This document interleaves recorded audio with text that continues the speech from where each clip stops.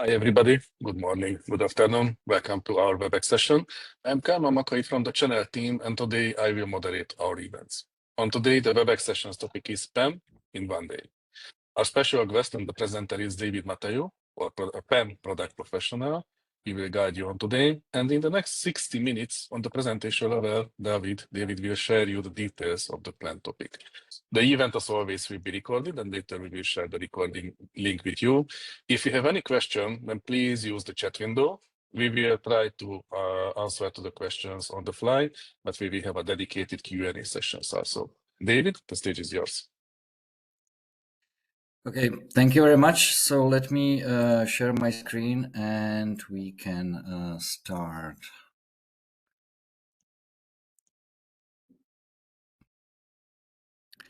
Okay, so hopefully you see my screen now, which is the PowerPoint presentation. Yes, we see the presentation. Good, perfect. So thank you very much for the introduction. So as mentioned, my name is David Mateju. I work for MBCom for more than 11 years now. I'm actually ex-CA employee. I'm in the pre-sales role, officially called Senior Cybersecurity Consultant, which basically means I'm quite old already, nothing really more. And I'll guide you today in the next about 55 minutes through the topic, which you can see on the screen, basically how we can implement or at least install and do some basic configuration of our privileged access management solution in one day, or maybe a couple of days, depending on how, let's say, difficult and how large the infrastructure in the customer side is. First of all, let's just position the PAM into like the broader picture of our solutions. Our privileged access management solution, which is called Symantec PAM, Privileged Access Manager, belongs to a group of products which are bundled in the Identity Security Management portfolio. There are also other solutions like SiteMinder for the access management, VIP for the authentication, IGA for the identity management, and API management and security for working with and exposing the APIs. Today we will focus only solely on the PAM solution. First of all, I will give you in, let's say, 15-20 minutes to the overview what PAM really is, what are the use cases, so we are on the same level before I will switch to, let's say, more technical things about how to really install and implement our PAM solution as fast as possible. So first of all, because I'm involved as a pre-sales, I'm involved in a lot of RFIs and RFP answering, and also in the proof of concepts at the customer sites. So these are the typical business use cases, or we can call it customer requirements, which are typically put on the PAM solution. The first one is the MFA enforcement. So enforcement of the strong or multi-factor or race-based or context-based authentication of the privileged users before they are allowed to access the systems in the IT infrastructure using the privileged accounts. So accounts which have high privileges like administrative accounts, some technical accounts, and so on. Typically, this is very important, because if the customer does not have any PAM solution and they would like to enforce the multi-factor authentication for all the privileged users or administrators on every single asset in their environment, it would probably be the endless work, because they would have to configure the multi-factor authentication on every single domain, every single Unix server, database, network device, hypervisor application, and so on. While if you put PAM between the users and the endpoint systems, you have just one single point where you can enforce the strong authentication for all the systems which are then connected on the other side of the PAM solution. So this is one typical business use case and customer requirement. The second one is to ensure the personal responsibility of every single privileged user or administrator while he or she is accessing the endpoint systems using the privileged accounts. And mainly we are speaking about the shared accounts.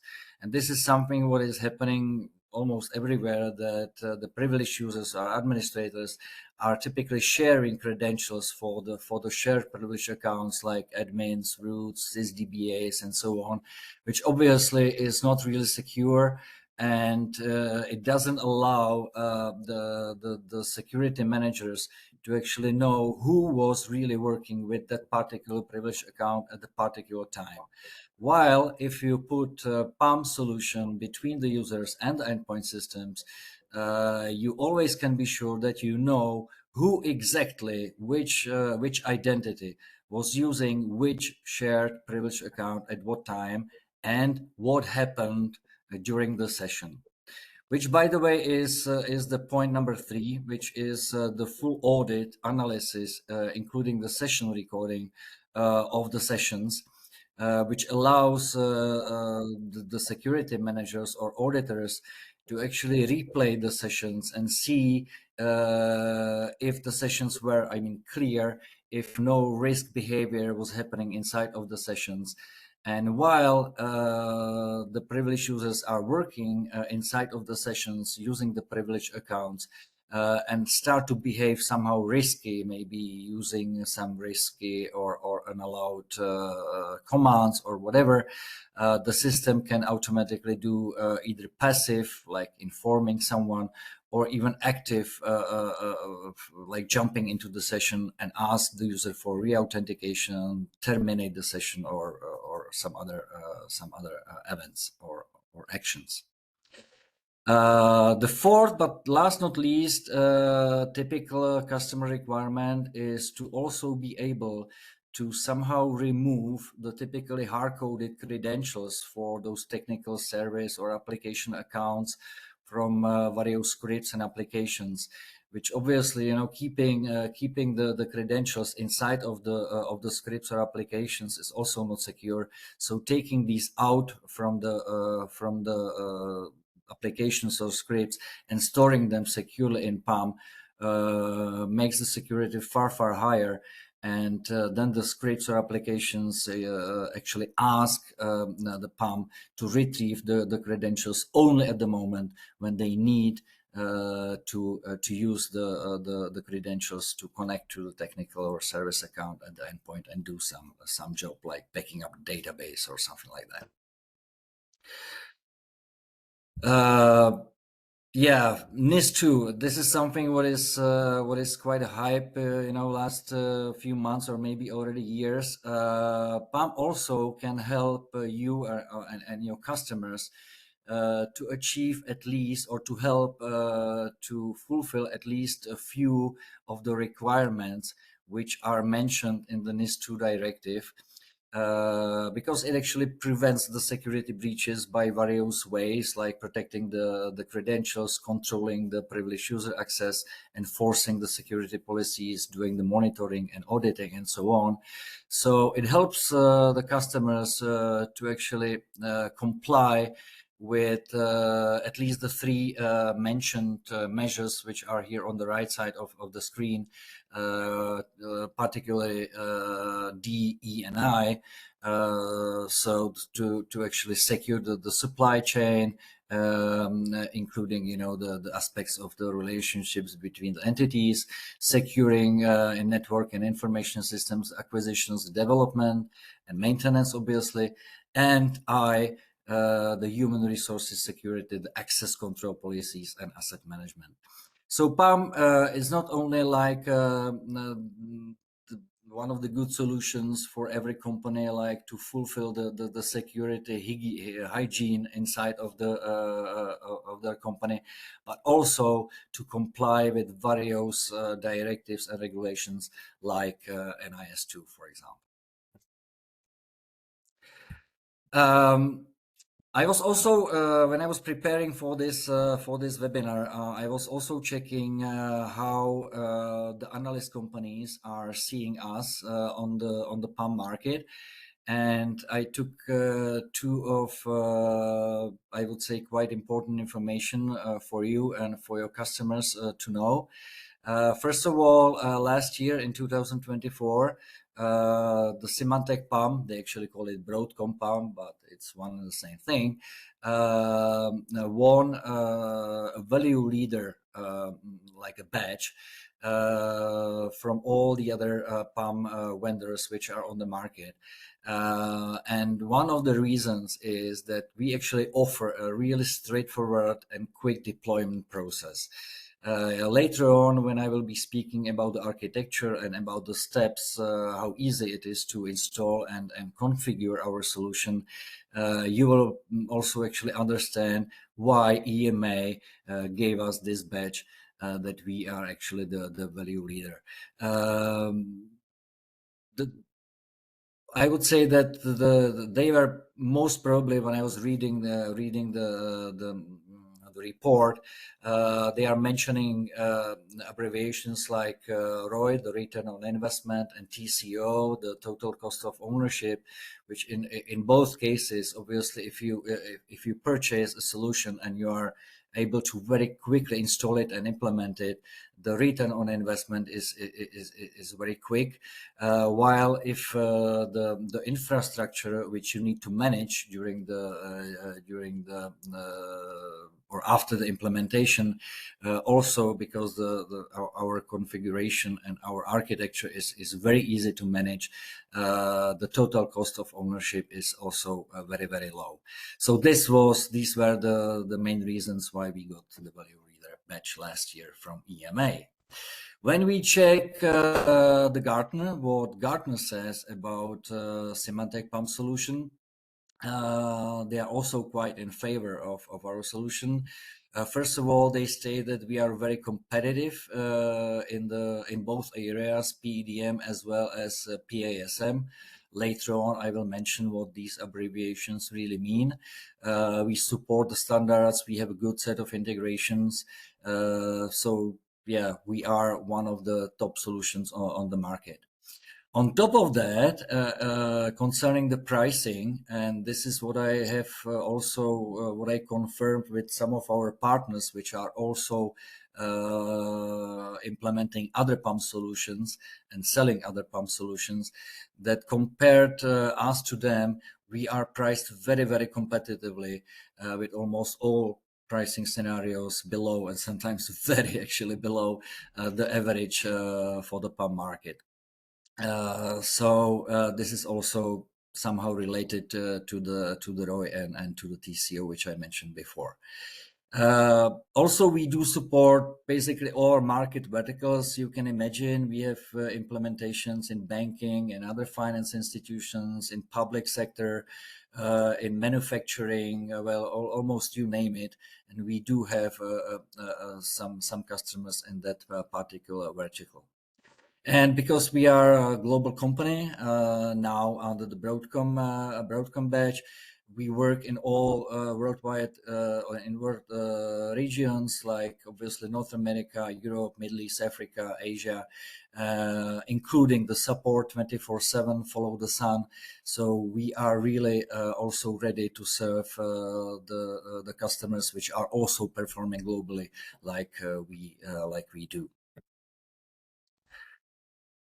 Okay, so this is just a quick introduction about what PAM really is and how we are seen by the market. Now let's get a little bit more deep. When customers are searching for a PAM solution they would like to implement, then they sometimes have like a dilemma about what kind of PAM approach they would like to go, because there are at least two main approaches. You can secure your, let's say, access to your privileged accounts, either by a method which is called proxy based or network based, which is an agentless solution, which basically means, and you will see it in the following slides, that you put your PAM server or PAM solution somewhere in the network between the users and the endpoint systems. And then the users are actually going through PAM before they access the endpoint system. So that's why it's called like a proxy-based or network-based solution.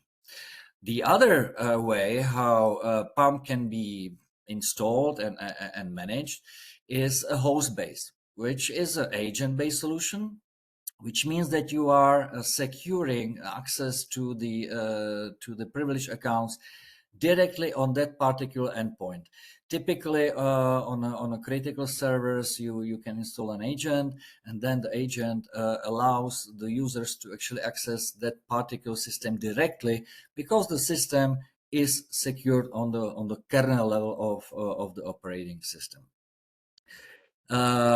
Where we are standing really on top of all the PAM solutions is that in our case, the customer does not have really to decide which way to go, because if they would like to go with the proxy based or network based, they would have to select one vendor, or if they would like to go the other way, they would have to select another vendor. In our case, our solution, the Symantec Privileged Access Management, actually contains both of these solutions. So our customers do not have to decide, which way to go before, but they can just purchase the solution and then decide which part of the infrastructure will be secured by the proxy-based or network-based approach, and which part will be secured by the host-based. Most typically, the host-based is used for the critical servers. We have example here in the Czech Republic, one of the largest banks, actually currently already the largest bank here, is using the host-based, the Privileged Access Manager server control to secure their banking servers where the banking software is running. So these are the most critical servers, and if the servers would be attacked or would go down, obviously the bank is losing large amounts of money every second. So these critical servers, they decided to actually secure by our host-based solution. So how that looks in a graphical way, and what are the differences between the proxy-based and the host-based? Here on the left side, you see the privileged user, so the administrator. On the right side, you see the icons which represent the parts of the IT infrastructure of the company. No matter if it is on-premise, if it is some kind of hybrid, or if it is cloud, we do support all of these approaches. So in case of the proxy-based or network-based, which this is what Gartner calls the PASM. This is the abbreviation I was mentioning before.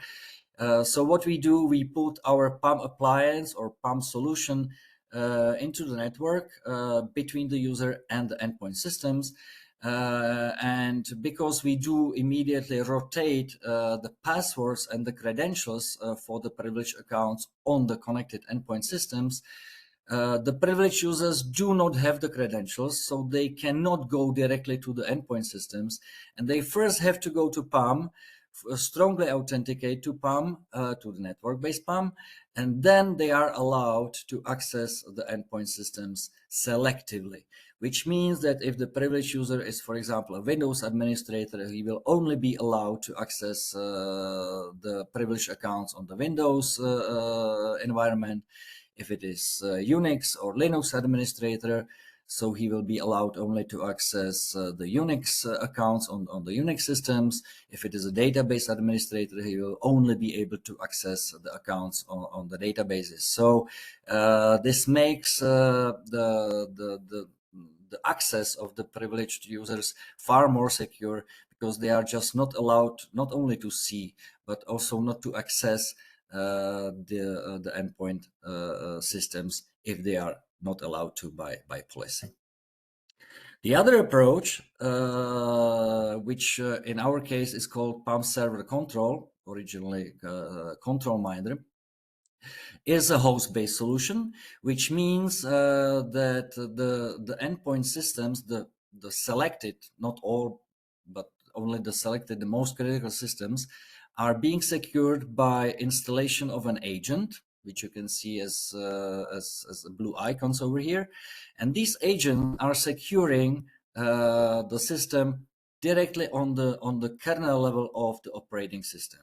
And therefore, the privileged users can access those systems even directly, so they can go directly to the data center and access the server, and the server is secured directly on the level of the operating system, and the policies are enforced the same way as they would be enforced by the network-based. Actually, even better, because as I mentioned, it's on the kernel level of the operating system. And in our case, we actually do combine these two together, so the customer can choose which part of the infrastructure will be secured by the network level PAM or proxy level PAM, and which critical systems will be secured by the server control agent. So this is one of the, I would say, very important advantages of our solution. And what we did, because we had these two solutions many years in our portfolio already, but they were not integrated really. So what we did in the last few years, we actually fully integrated these two solutions together. So what we now have is something what originally we call it like a code name of one PAM, but we don't use it anymore. It's just Symantec PAM. And the advantage of combining these two and integrating these two together is that currently we already have a unified management console, which means that both of these solutions are being managed from one single console, which means that you can create the security policies, who can access what, and what he can do or she can do at the endpoint system, just from one management console. Define the policies. We combined the role-based access control model, and we unified also the session recording and logging from these two solutions. And obviously, these two solutions then keep their functionality. So having the credential vault or the Trezor, where the credentials are stored, so mainly passwords, SSH keys, and some other secrets like API keys and encryption keys and whatever. We also have a user behavior analytics, the password management for the applications, and as I mentioned, we support and we cover the hybrid environments. On the other side, the server control part is allowing the customers to really define very granular access controls, including the segregation of duties on the most critical systems. We support secure task delegations like sudos, pbrands, and so on. And then there are a few other functions, but we will not go deep today because there is not much time for it. So the message basically is we cover both worlds. We integrated them together, including one management console, one way how you can define the policies, and the unified recording and logging. Now let's get to the architecture. So as you can see, our solution, and you will see it also in the following slides when I will be comparing our solution with one of the other competitive solutions. Our solution is actually, even from the architectural point of view, very simple. What we do, we deliver the full proxy-based or network-based solution as a one single Linux-based security-hardened appliance, which is available for various hypervisors. Typically and most commonly, we implement it under VMware at the customer sites, but we also can implement it in Azure or in Amazon Web Services. So whatever the customer is using, whatever kind of hypervising, either on premise or in the cloud, we can actually install the appliance there and start to do the configuration. From the functional point of view, one appliance would be just fine. because all the functionality for the proxy or network-based solution is just included in the one appliance. However, you see two appliances here on this architecture slide, and the reason is quite simple. Because when you implement PAM inside of the customer infrastructure, it becomes a critical part of the infrastructure because it holds all the credentials for the privileged users to be able to access the endpoint systems and do their daily administrative jobs. And if the appliance would not be working, if it would be down, obviously nobody will not get anywhere. So that's why it's a critical part of the infrastructure, and this is the reason why we always, when we speak about the production, not about the POC, but the real production implementation, we install and implement at least two of the appliances in active cluster. So if one appliance goes down, the other one immediately takes the sessions, and the users are still able to normally work and connect to the endpoint systems and do their daily job. Meanwhile, a question came. Yes. Is the Hyper-V deployment supported? Not officially.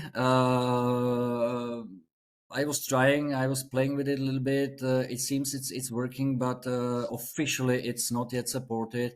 I didn't see it in the roadmap, so we will see how it will be in the future, but not at the moment.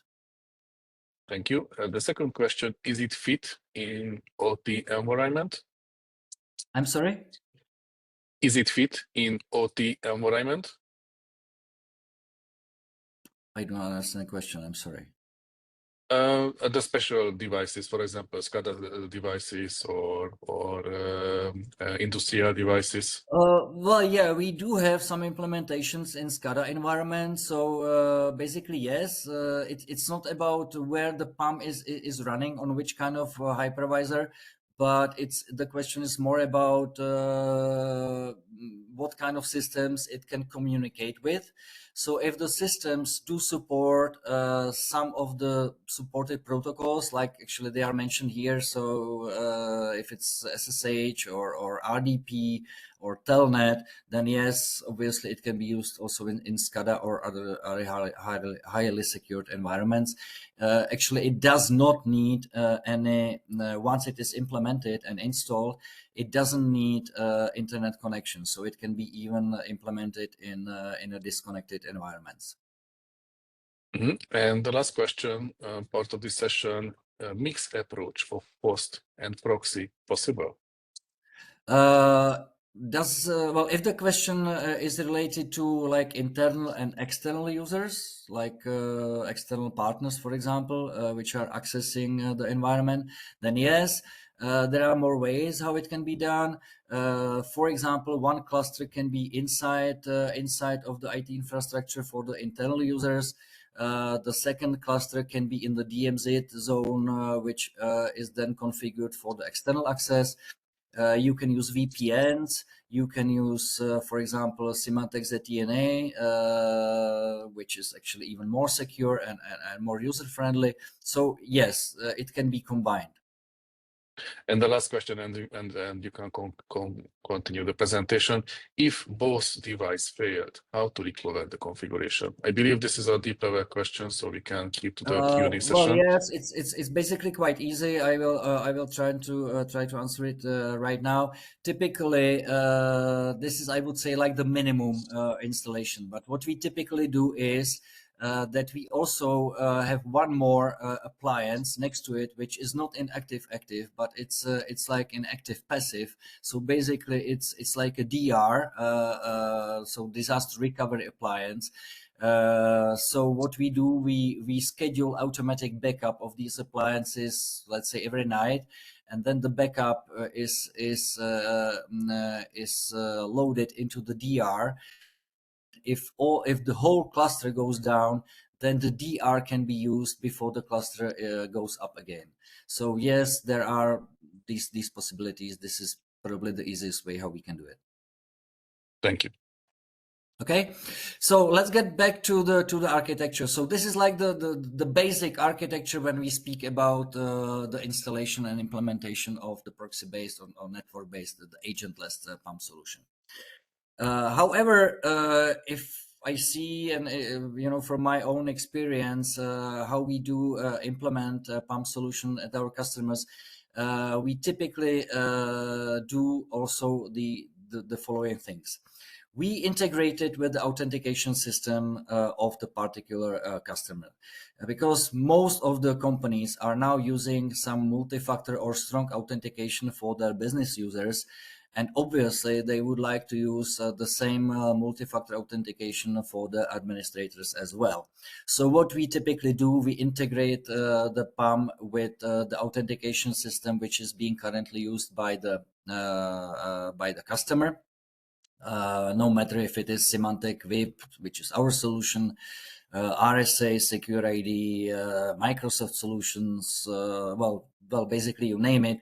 If the solution supports some of the standard protocols like radios, TACAX, or SAML, for example, then we can easily integrate with it. And this is exactly what we do at the customer sites. We also integrated with the customer provided log collectors, because most of the customers have some log collection solutions or CM solutions or SOC solutions. So what we do, we typically configure our PAM cluster to send syslog messages directly to the customer provided CM or log collector for their own analysis and consolidation of logs from all their security solutions. And what we also do, if the customer wants to use the session recording, we integrate with the customer provided file storage, either based on Windows or either based on Linux or even a cloud one. So the customer provides us with the credentials to, and we then using CIFS or NFS protocol or S3, we integrate it. And then this is the place where we securely store the session recordings for further analysis and replays. And you can actually see here one more appliance, which is called Threat Analytics. This is appliance which is included in the license. So most of the customers are implementing it because they already have it. They have the license. And it's actually a good idea, because the UBA appliance, it's also all-in-one Linux appliance, is then in real time connected to the cluster of PAM appliances, and is analyzing in real time the behavior of the privileged users. And if the system detects that there is some kind of risky behavior, it can, as I mentioned, actively or just passively intervene inside of the session and ask, for example, the re-authentication user to start the session recording, or in the most critical cases, just terminate the session. So this is, I would say, the most typical implementation when we speak about the proxy or network-based agentless PAM.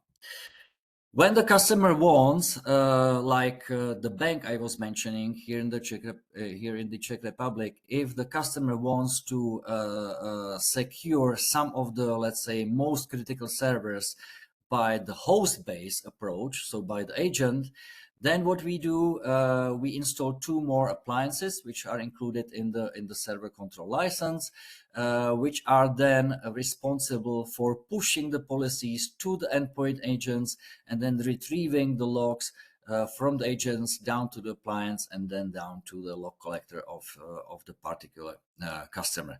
So then this is how the full architecture would look like in case the customer implements both network-based as well as the host-based solution. Right.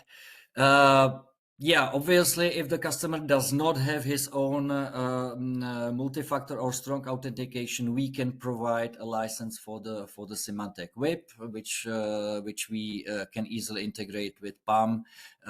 In my personal demo, I have it integrated with radios. with some other customers, we integrated using SAML protocol, so we can deliver it if the customer needs that for their security reasons. And if the customer does not have any identity management and would like to have, so in case of privileged access management, they would also like to do a privileged identity management. Then we can provide our IGA, which is our IDM solution, which is also pre-integrated with PAM. So then we can actually bundle it as a full solution, including the IGA, WIP, and PAM. But this is these are optional licenses, and we typically integrate with the customer because he already has some IDM and some multi-factor authentication. If he doesn't, we can deliver it. Okay, I promised you I will do some comparison of the architecture and let's say performance between us and one of our closest competitors, which in this case is a CyberArk. Basically, almost in every RFP and RFI, we are meeting with CyberArk. So that's why we do a comparison here. So as you can see, for example, if the customer would have 1,500 servers or endpoints and would like to have up to 400 concurrent sessions, so they, for example, have 100 administrators, and every single administrator would like to have up to 4 sessions open in real time. In our case, we still are fine with just a cluster of 2 PAM appliances, and potentially connected to the customer provided SAN or NAS or our threat analytics. If the competition here, CyberArk, would like to cover the same and have the same functionality as well as the same performance, they need to implement 13 servers. So as you can see, this is, these are completely different worlds. What we do, we just take 2 appliances. In a few next slides, you will see how simple it is. Install them and configure them. On the other side, you see 13 servers which need to be installed and managed. So the return on investment, and then particularly the total cost of ownership, is almost uncomparable. Well, there are obviously some citations. We took some from a central station that one of the customers saved hundreds of hours using our solution or deploying our solution and integrating it. The other one actually says that they selected our solution because of the ease of implementation and that they did a POC in less than a day. Well, I can confirm this because I was doing a lot of POCs of our PAM solution, and I will mention one which actually I remember because I was almost smiling there. A few years ago, I was in Slovakia and some financial company. It was an insurance company, and I was invited to do a proof of concept of our PAM solution. And also CyberArk, or actually a partner who was implementing CyberArk, was also invited to do the POC. We got the same requirements, so to install it, to integrate the Windows servers, to integrate some Linux servers, and do the password rotation. So basically, some basic stuff. What our competition did, they started on Monday morning to start to install the servers and the database and whatever, and they were working the whole week. And on Friday, they still were not ready because they were fighting with some database connectivities with their solution. So they were actually it took them 5 days, and they were still not able to really present the final results. I came after the weekend. The next Monday morning at 9, I started to install our appliances, and at about 1 or 2 p.m. I was ready. The same day, on the Monday, I was able to show the results to the customer, and they just didn't believe it. That especially after the experience the week ago with CyberArk, they actually didn't believe it how I did it. Well, I did it because the solution allowed me to do that. And now let's see what I did and how easy it really is to do it really in one day, at least the POC. I'll skip the licensing now. If you'll be interested in licensing, we can get back to it at the end. So how to implement the network or proxy-based part of Symantec as quickly as possible. So first of all, you get from us the all-in-one appliance in a virtual appliance form. So either you get OVA for VMware, AMI for Amazon, VHD for Azure, or you can even get it and create your own Linux KVM machine. But as I mentioned, in most of the cases, we are working with the VMware. So what we do, we take the OVA, we upload it to the ES6 server, we start it up. It takes, I don't know, 10 to 15 minutes. Once it is started up, you get that kind of console interface. You enter the basic network settings like the IP address, host names, gateway, domain. So this basic, connection information. And if you are implementing the production, so you need, as I mentioned, for high availability, so for the security reasons and availability reasons, you need at least 2 of those appliances. So you do this twice. So this is like the last point, that for active cluster, you actually repeat this one more time. So you have then 2 running Symantec PAM virtual appliances. So all this can take, I don't know, let's say up to 30 minutes to make those appliances ready for the connection and for the configuration. The next step is that you use your web browser, no matter if it is Google Chrome or any other, Safari, Mozilla, well, you name it, and you go to the IP address of the appliance. You log in as a super user, which is the only user which is available after the installation. So you type the name, the username, the password, and you log in into the appliance. Obviously, the first step is that you are asked to change the password for the super user. Otherwise, you are not allowed to continue. This is obviously for the security reasons, because the password for the super user is listed in the documentation. So you are required to change it immediately after the installation. So you do log in as a super user, which means that you are super administrator of the PAM solution. Next step is that you install the license file. Well, so it's just one simple file, a bin file, which you receive from us. So you just choose the file, you upload the license file, and from that moment, your appliance is licensed, and you can start to do the configuration. So then you are able to operate it.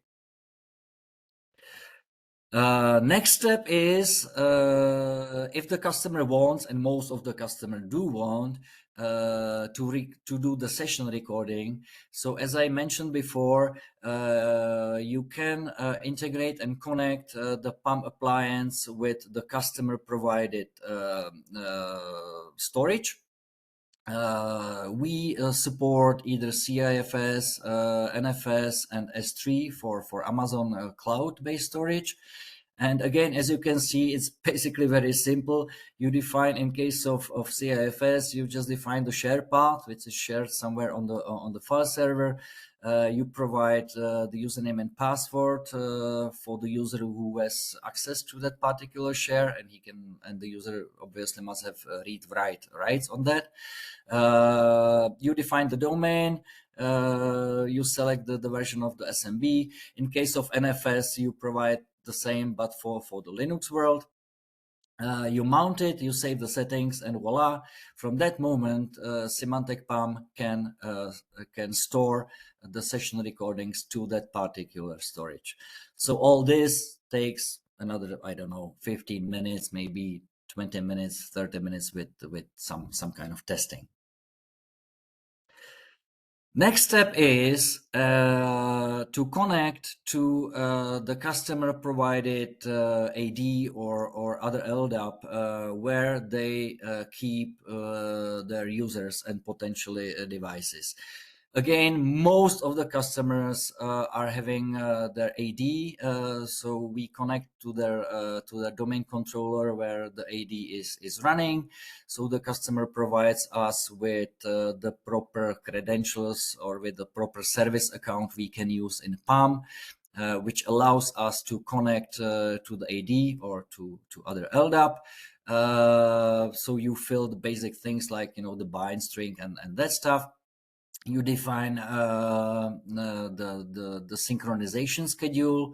In this example, it is 60 minutes. So every 60 minutes, PAM retrieves the information from the selected groups in the AD, which means that if meanwhile the new users will appear in the AD, we automatically import them in or synchronize them with PAM and apply the proper policies and access rights for that particular identities from the AD. So again, question of a few minutes, including testing, maybe 15 minutes.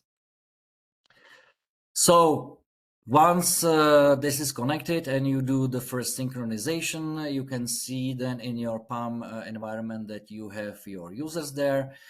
This is the screenshot from my demo where I have a combination of local users, which are defined only in PAM, and domain users like myself and some test domain user. So you can actually have a combination of PAM only users and domain users which are being synchronized from the domain to PAM to be able to automatically apply the policies to the new administrators which are being created in the LDAP or in the AD.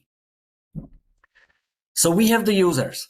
Now, obviously, because as I mentioned, in the beginning, on one side you have the users, but on the other side you have all the IT infrastructure of the customer.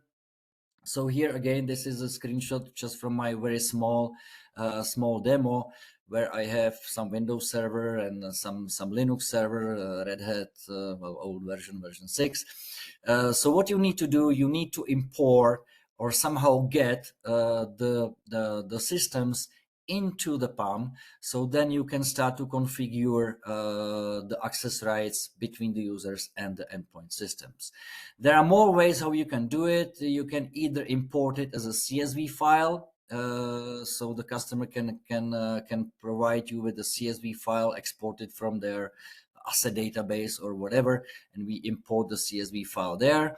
The second option is that we can actually scan the network. So you can ask the Privileged Access Manager to automatically scan the range of IP addresses in the customer network.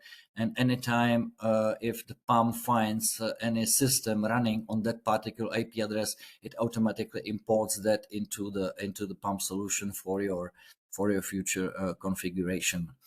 Or a third way, some customers have their systems or are storing the information about their systems in the AD or in the LDAP, so we can also import it and synchronize it from the LDAP. So there are more options how you can actually get all the systems from the customer environment into the PAM solution. Here, well, it can be a question of few minutes. It can be also a question of few hours. If there are thousands of systems maybe spread in more, virtual networks, then obviously it can take more. It can take maybe a few days, but still, it's as there are more options, you can actually choose, or the customer can choose which option is the best one. But still, it's very easy to do. And specifically in the proof of concept, you can really do it even manually in a question of few minutes.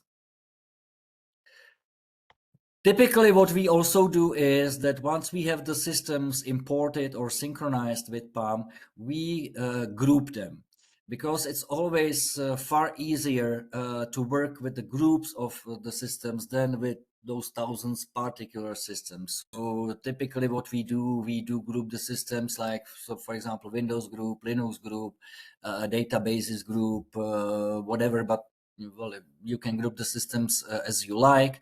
And then you apply the policies, which you will see later on the groups of the systems rather than on every single system, which is far more easily than manageable and auditable, obviously. So this is the grouping. By the way, you can do the same on the level of users. So you can group the users to specific groups like Linux administrators, Windows administrators, database administrators, and so on. And then you are mapping groups to groups, which is always easier than one-to-one. And once we have the systems, the last thing you have to define or import is or are the applications. The reason is that we do not work directly with the systems, but we work with the applications which are tied on the systems. And the reason is quite simple, because one system, for example, some Unix server, can have more applications running on it, or for example, a database. And in that case, that particular system has and can have more credentials with the same names. So for example, you can have admin on the Linux level or Unix level, but you can also have an admin on the application level, which are two completely different accounts with different credentials. So that's why we are working with the applications which are tied to the systems rather than with the systems directly. So this is the reason why we do it. And again, you can create the applications manually, or you can import them. The same you can do with the credentials. So you can scan the systems using some service account, and anytime it finds an account, it will be imported into PAM for your management, and then you assign it with the applications and with the systems. So again, depending on the number of the applications, number of the systems, this can be question of, I don't know, a few hours. Obviously, it can be also questions of few days if there are thousands and thousands of applications, and you have to really work with that number of assets. However, typically in the POC, you have dozens of the systems, and it takes you maybe 1 to 2 hours to really properly configure it.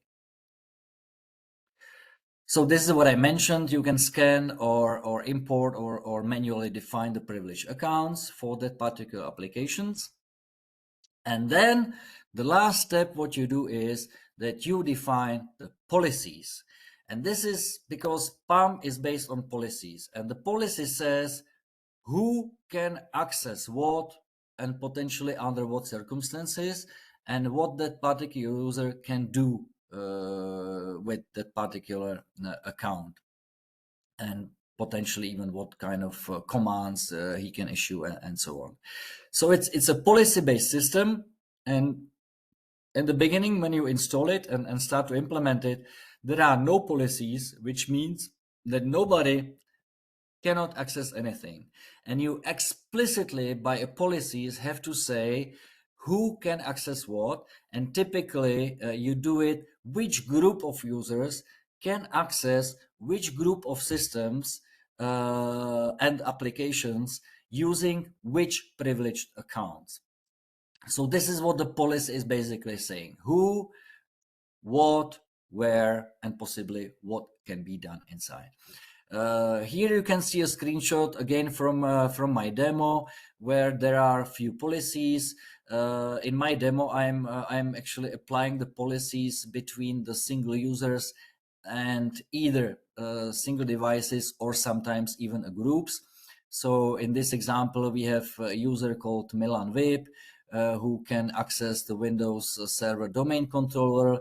We have myself, and I can access all Windows servers which belong to the group. Then we have Jakub, who is a Linux administrator, so he can access all the systems which are grouped in the Linux group, and so on and so on. So these are actually the policies which are defined. You define them inside of the UI. And once the policy is defined, it means that particular user, if he logs into the system, he is allowed to access that particular system, application, or a group of systems using the predefined accounts. You Maybe test the can we move yes. soon? Can we move soon to the questions, answering the questions? Yes. I don't know how So many yeah, this is actually minutes. basically the last slide. So once you define the policies here, then you test the policies. This is actually the last step. So you log in as few of the test users, and depending on the policies, the user will only see the systems and the access methods he is allowed to access based on that policy, and he will not see anything else. So this is, if you see this at the end of your POC or of your implementation, and the users only see what they are allowed to access and do not see what they are not allowed to access, you are ready and you are done. So this is how easy it is to install and do at least the basic configuration and implementation of the network or proxy-based PAM solution. And yes, please, questions. A lot of questions answered. Meanwhile, you presented the content, so some questions came much more earlier. Talk about architecture, talk about the password handling. So I sent you, if you open the chat window, I sent you all of the unanswered questions. And please Okay, go so through on that. let me maybe stop sharing now so it doesn't interfere. So, And I will check the okay. So, well, conversations here. Oops. Oh yeah, it's quite just check huge. my So, last message because I summarized the unanswered questions. well, it's difficult to actually find. Okay. Just the last. Okay. If PAM appliance is compromised, how does Broadcom PAM ensure session integrity and prevent credential leakage during active sessions? Well, it's difficult to actually compromise the PAM appliance because it's security hardened. So nobody actually has a root access or similar access to the appliance. So it's quite well. It would be quite difficult to really compromise it. Anyway, concerning the credential leakage during the sessions, well, obviously the whole communication is secured either by SSL or by other methods. The credential vault is obviously encrypted, so it cannot be just exported in a plain text or whatever. So I don't see really ways how any kind of, let's say, credential theft and misuse would be possible because of these security measures which are applied to the appliances and to the communication. Does this mean host-based is more secure than proxy-based? Actually, yes. And the reason is quite simple. Because the host-based, as I mentioned, it's based on an agent which is sitting directly on the level of the kernel of the operating system. So everything what goes to the kernel and from the kernel on the operating system level is going through our security layer. While the proxy or network based, because it's sitting in between, it obviously is secure until you really properly secure also the network access. So for example, you do not allow direct access to the endpoints. You only allow access via PAM, and there are other ways how you can manage it, firewalls, network routing, whatever. So that's why I'm saying that if the customer has really very sensitive and critical servers with, let's say, some critical sensitive information, we do suggest to apply the proxy-based, the host-based, the agent-based solution on those particular highly critical servers. Explain again the difference between PSM and PRM. Well, that's actually what I'm saying. is mainly the network or proxy based, while the PEDM is mainly the host based. So these are those two approaches, and we cover both, and it depends on the customer which way he goes, or if he would like to combine both of them. So this is what I was explaining when I was speaking about the architecture. So either we put the appliance in the middle on the network level, which is the PASM, so which is basically stands for privileged access and session management, while the PEDM, which is basically the privileged elevation of the accounts and securing this. This is what we do on the host level using the agent. Please give overview of the subscription license. How does it calculate per session service and how many years?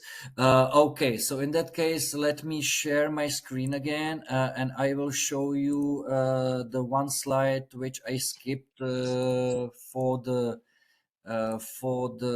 licensing. And on my side was a reminder that this is a public session, so we cannot share any commercial information, prices, or any No, other there additional is information. there Yeah. is no pricing information. It is Yes, just how yes, it is. It is just how it is being licensed. Can you see my screen now? yes. Licensing, we do not license per concurrent sessions, concurrent users, nothing like that. Our solution, when we speak about the proxy or network based, can be licensed in two different ways, depending which is more economical for that particular customer. We either license it per managed device, which means that in that case, there can be unlimited number of administrators, unlimited number of privileged accounts, and the only limit is the number of licensed devices, which means the number of endpoint systems to which we manage inside of the PAM solution. If there are, let's say, thousands or even dozen or hundred of thousands of those systems, then most probably the more economical way for that particular customer would be the second type of licensing, which is per privileged user. There is a minimum of 20 users, and in that case, the license allows the customer to connect unlimited number of devices, still use unlimited number of privileged accounts, but for a limited number of administrators, so like 20, 40, 100, whatever. And so these are the two types of licenses. We do not care how many sessions, concurrent sessions there are. We do not distinguish between internal or external users. No, it's just simple like this. And concerning the additional licenses, then we license specifically the server control for the most critical servers. This is licensed per servers or per agent. So if there are 10 critical servers, then the customer needs 10 server control licenses. And the same applies to so-called up-to-up license, which is the license which allows the scripts or applications to pick up and manage actually the credentials for the technical or service accounts. So again, if there are, for example, 100 scripts, the customer needs 100 PAM up-to-app licenses. And then for customers which require top level security, like typically governmental institutions, army, police, and whatever, we can deliver our solution in FIPS 140-2 compliant form. In that case, there are just different order codes, but the functionality is the same, except that the appliances are fully compliant with FIPS regulation. So it's using the FIPS appropriate encryption mechanisms. So this is about the licensing. It's really very, very simple. Okay, so let's get back to Overrun on the time, so my recommendation to choose one, maximum three question. Can And then we PAM need be to close the integrated session. with existing AD and CM? Yes, this is what I mentioned. Yes, it can be. Active Directory, CM systems using syslog, and so on. compare architecture again, agentless and host-based. Please move back forward between the architectures. Well, it's not about moving there and back. They can be combined. So one system can be secured by proxy-based as well as by host-based in one go. It can be combined. It's not one or the other. It can be both. We should invest in 2 clusters for and the other agent for UBA means 6 appliances. 2 clusters is 4. Yes, it means 6 appliances then. Yes, but 4 appliances of PAM and 2 appliances of utility appliance. What would you say is the main difference between this and that of the Beyond Trust PAM solution? Well, Beyond Trust, to my understanding, Beyond Trust is quite similar. Obviously, there are some differences, but I can't say really much about the competition, about their functions, features. Well, you would have to ask really them what they do provide or not. Is there an integration with Kubernetes? Well, I personally didn't do it. I think some of my colleagues did, but I can't really answer this at the moment. This was an example of domain control. Best accounts can lower connect directly to domain control by to PAM. I don't really get this. Well, so if there are, we are actually out of time now. So if there are questions which are not answered, if you can maybe type them in an email, send them, and I can answer them offline if required. Yes, I agree with you. So on my side, I shared my QR code, my contact information, but I released a reminder, a webinar reminder. So if you have any question, additional question, we cannot answer to all of the questions because I see that deeper and deeper level of the questions are coming from, about the product. So my recommendation that if you are curious about the product and you would like to see the details about the product and how you can order the NFR license, the trial license, then please contact with me. I will involve David or regional, if you are talking about the regions, another PAM professionals, and together we can move forward and you can get all of the details about the product. So thank you very much for your attention. We need to close the session now. And here I want to, yes, as I unmute your, please unmute yourself. I would like to introduce May Zidane. She is a digital marketing lead, and from September she will lead the webinar program. So welcome, May. Thank you so much, Kalman. Thank you for the kind introduction. I'm looking forward to hosting the upcoming webinars and making them engaging and insightful. Thank you so much, everyone, for attending. Thank you. Thanks for everybody to attending on the event. I hope that the information was useful. And again, if you have any additional question, please contact with me and we will continue outside of this event. The recorded session, as I promised, will be released soon, within 1 week. Let's see that how we can release the presentation. If you need for any opportunity or for any further purposes, that please contact with me and I will release for you. Have a nice day. Bye. Okay. Thank you very much. Bye-bye. Take care. Bye.